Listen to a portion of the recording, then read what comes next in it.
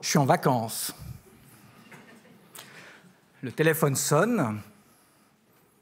Je réponds. C'est le directeur du camp d'alpinisme qui me téléphone.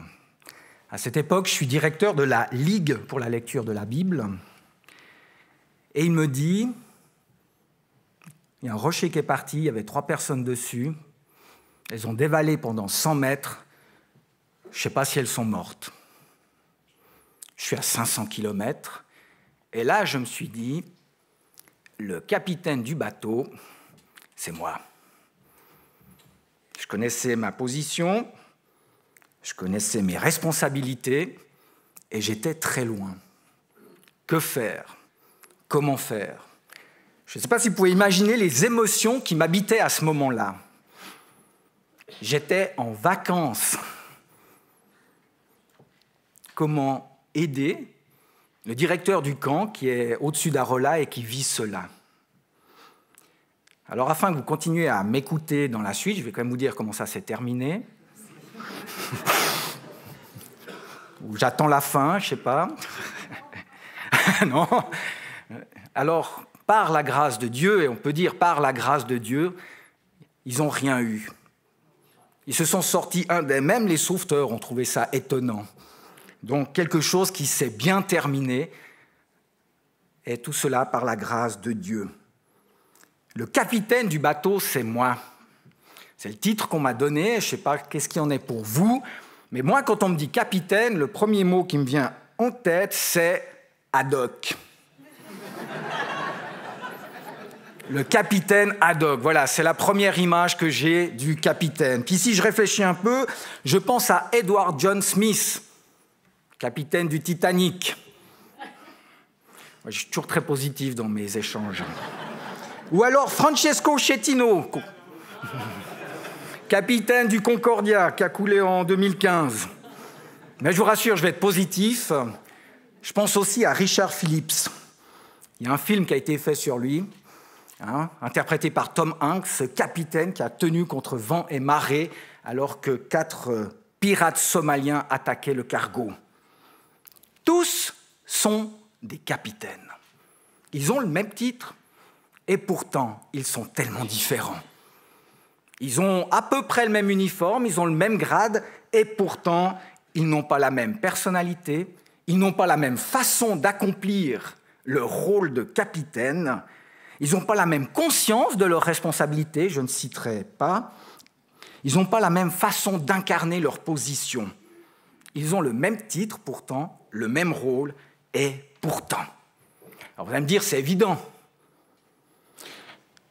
Mais le défi aujourd'hui, et j'imagine que quand on m'a donné ce titre, on voulait parler plutôt de leadership, et puisque le titre c'est « Décideur chrétien », j'imagine que ça doit avoir un lien.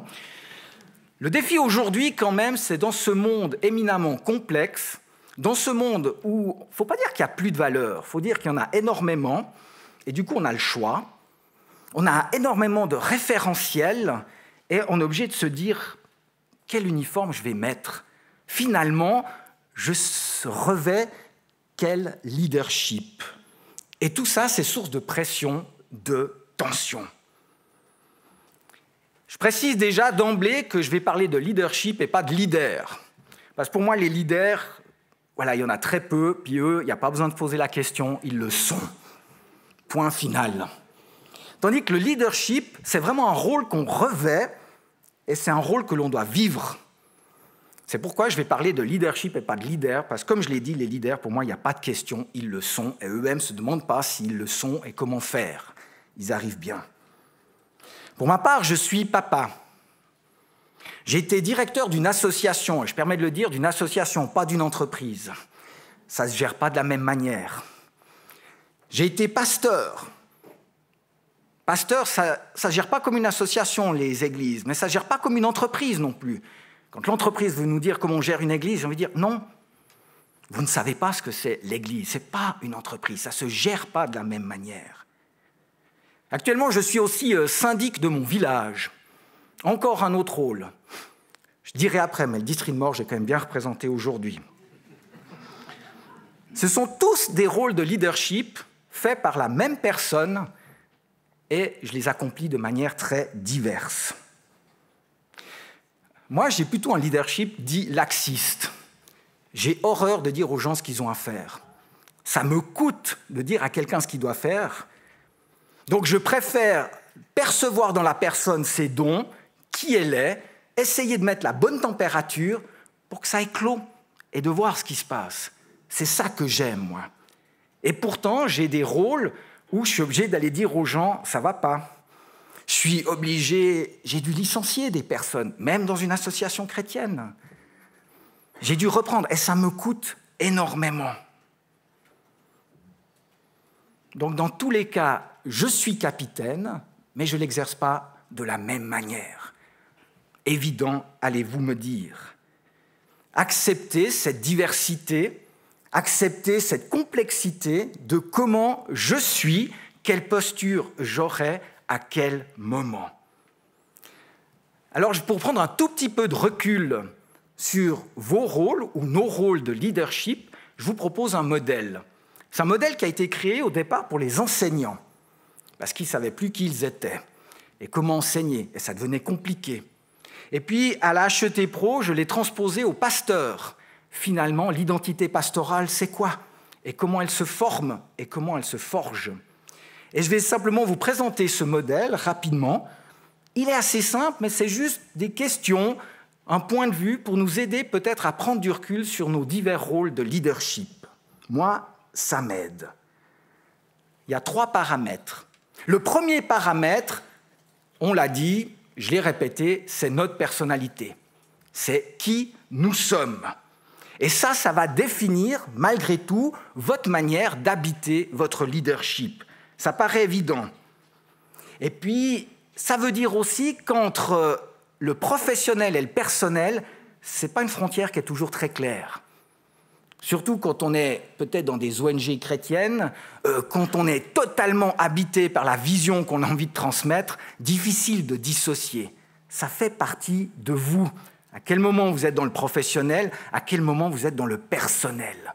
Ça va influencer votre manière de gérer cette tension-là.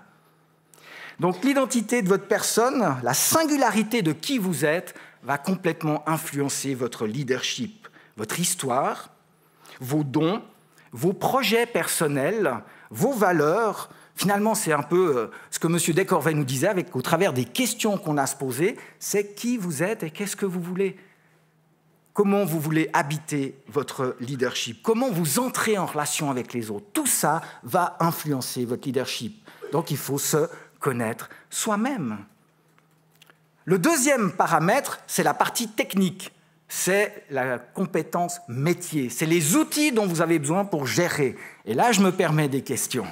Est-ce que les outils qu'on a en entreprise sont bons pour gérer une association, sont bonnes pour gérer une église? Est-ce qu'on a les mêmes outils? Est-ce qu'il suffit de transposer si facilement? Ce n'est pas parce que j'ai fait un cours RH dans une entreprise que je sais gérer des RH. Il me semble que j'ai entendu ça au tout début, mais à quel moment, quand on passe dans l'associatif, avec des bénévoles, ça se gère différemment. Donc, c'est ce qu'on appelle les compétences métiers. Ce que vous avez besoin, est-ce que vous êtes équipé? Et puis, le dernier paramètre, c'est ce qu'on appelle le paramètre organisationnel, où vous exercez. Et ça va énormément influencer votre manière de vivre votre leadership. On n'est pas pasteur dans une église réformée de la même manière que l'on est dans une église évangélique charismatique. On ne gère pas justement une association, une ONG comme la Ligue pour la lecture de la Bible. J'étais à la Ligue pour la lecture de la Bible comme directeur, je suis à la HET Pro aujourd'hui.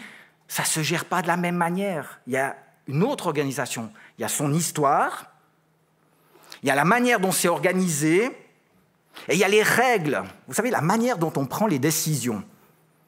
Est-ce que vous savez comment ça se passe?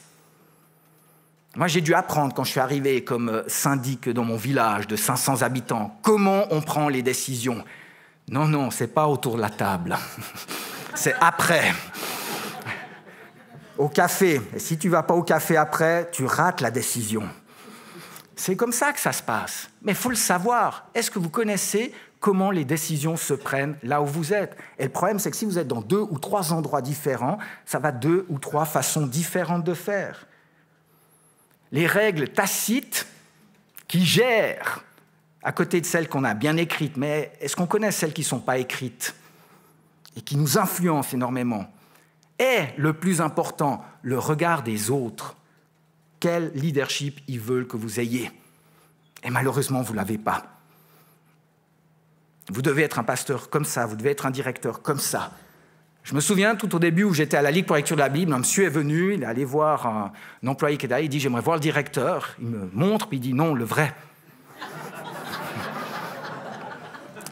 Pour vous dire que je n'entrais pas dans la case de directeur de ce monsieur. Peut-être maintenant, ça irait mieux. À l'époque, visiblement pas. On a un regard sur vous, sur la manière. Donc ces 3 paramètres, vous, le métier, les outils que vous avez et l'organisation dans laquelle vous allez, va sans arrêt définir votre identité de leadership. Et la question, c'est, est-ce que vous les connaissez, est-ce que vous travaillez avec, ou est-ce que juste vous les subissez? Ou est-ce que vous avez cette capacité de prendre du recul? Et c'est bien la conjonction de ces 3 éléments que va se créer cette identité et que vous allez revêtir le rôle de leadership. Nous sommes 3 syndics du district de Morges dans cette salle.